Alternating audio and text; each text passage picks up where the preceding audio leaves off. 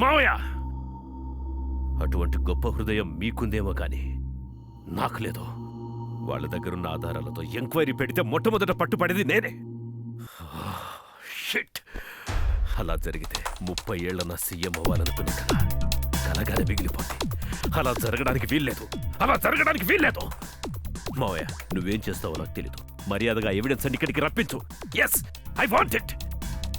నా బొందులో ప్రాణం ఉండగా అలాంటి పని జరగదు. అలా చేయకపోతే నిజంగానే నీ ప్రాణం ఉండదు.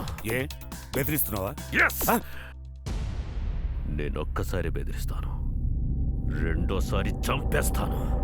నేను చావనైనా చూస్తాను కానీ ఆ ఆధారాలు మాత్రం నీకు ఇవ్వను. ఎస్, పక్క స్టేట్లో ఐపీఎస్ పూర్తి చేసిన అభిమన్యుని సెంట్రల్ గవర్నమెంట్ పర్మిషన్తో ప్రత్యేకంగా నేను మన స్టేట్కి రప్పించాను. అవునా సార్? అందుకే ఇమీడియట్గా అభిమన్యుని విజయవాడలో ఆఫీసర్గా పోస్టింగ్ ఇస్తూ ఆర్డర్స్ పాస్ చేయండి. Okay sir. సార్, సునీత, మీరు లైవ్ లోనే ఉండండి. సీఎం గారు ఏదో ముఖ్యమైన విషయం చెప్తానని ఇంటికి పిలిపించారు. మావయ్య, అభిమన్యు మీద షూటెడ్ సైట్ ఆర్డర్స్ ఎందుకు క్యాన్సిల్ చేయించావు?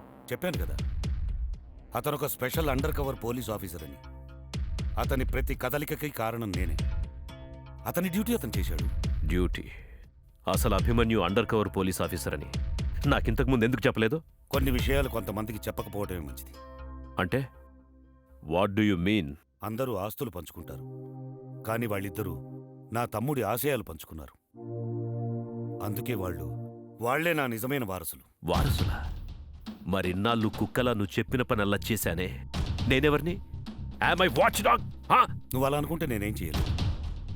అయినా అభిమన్యు గవర్నమెంట్లో జరుగుతున్న అన్యాయాలు అక్రమాలు చేసేవాడిని కనిపెట్టి పట్టుకుంటున్నాడు. వాటికి తోడుగా అర్జున్ హెల్ప్ చేస్తున్నాడు. వాళ్ళ దగ్గర చాలా ఆధారాలున్నాయి. చూడు శశిధర్, వాళ్ళు ఒక మంచి పని చేస్తున్నారు. మనం చేయలేని పని అవతల వాళ్ళు చేస్తే అభినందించాలే తప్ప వాళ్ళని చూసి అసూయపడదు. ఉండండి, కూల్. ప్రెసెంట్ ఏంటి? మీద పడిపోవడమేనా? ఉండండి, చెప్పండమ్మా. సీఎం గారి హెల్త్ కండిషన్ నార్మల్ గానే ఉందని డాక్టర్ గారు చెప్తున్నారు, నిజమేనా?